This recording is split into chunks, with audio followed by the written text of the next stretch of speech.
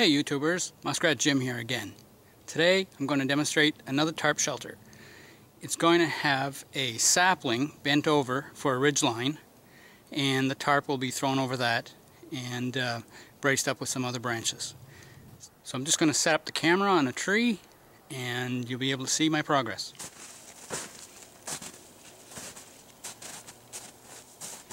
This is the sapling I'm going to use. I'm just going to bend it over this way towards you and cut off the extra limbs,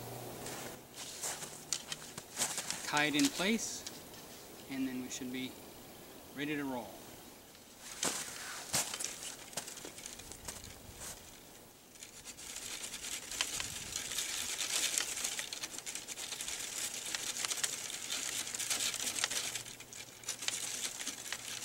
I'm using the saw from my EDC. It's short, but it's sharp.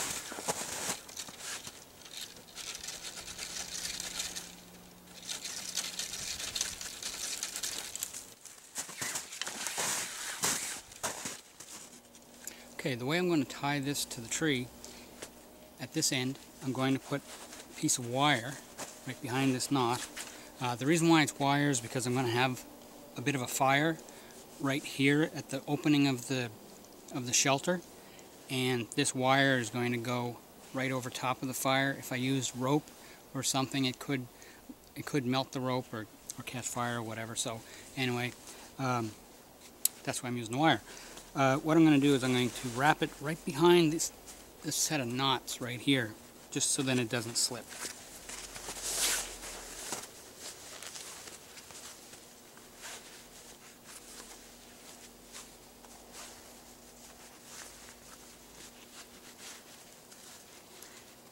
You could use snare wire for this, but lacking that, I'm just using some baling wire that I had. Now the other end of the wire has a loop that'll attach to a rope and get tied to the tree right over there.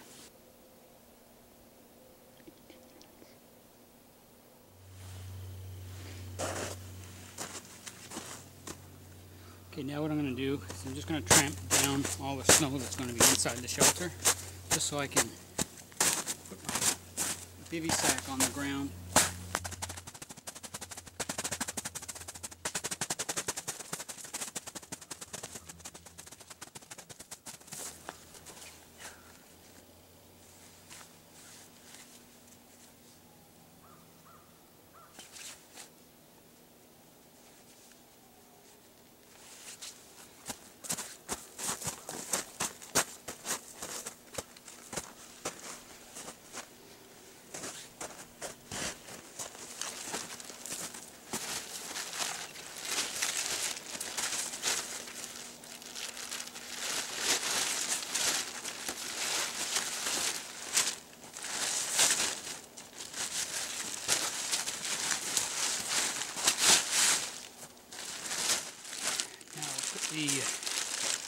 The big tarp over.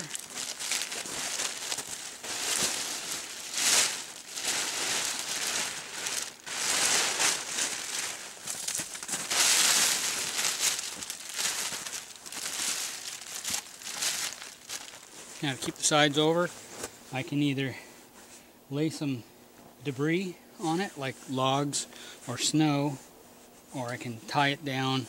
There's a number of possibilities. I'm going to use some debris because I don't have a lot of snow now. We only have about, I don't know, 6 inches, 15 centimeters maybe of snow.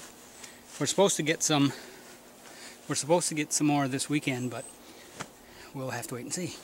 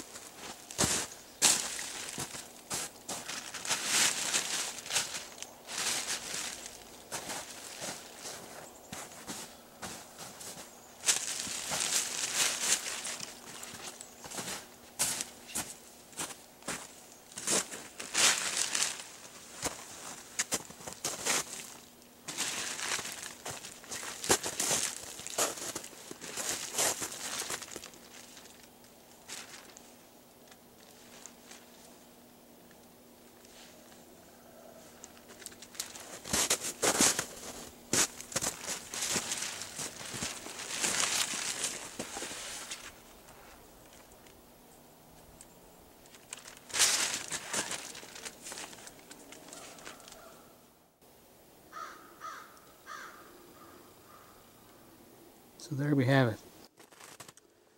Take a closer look. Okay, so there's the bivy sack. Now the back is still open, but I could very easily lace that shut and stack some debris back there if I wanted to. And as far as the front is concerned here, like if I were to spend the night here, I could actually bring these two walls together, and it would work to keep the elements off. The other thing I meant to mention was that if I happen to be in really windy conditions, I can just pull that sapling down even further, closer to the ground, so that I don't create too much of a sail effect with the shelter. So this is a side view, and you can see that the sapling is bent right over, forms a ridge line, and then extends out the front. And then to hold the sides down, I have just some debris. Now, what I'm going to do is right in this location right here, I'm going to set up my rocket stove and cook some supper.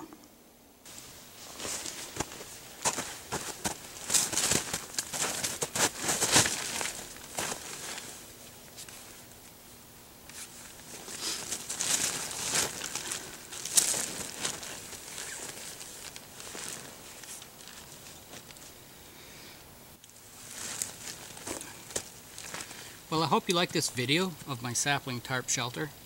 It's not hard to put up, doesn't take a lot of resources or time, and it's going to be home for this evening.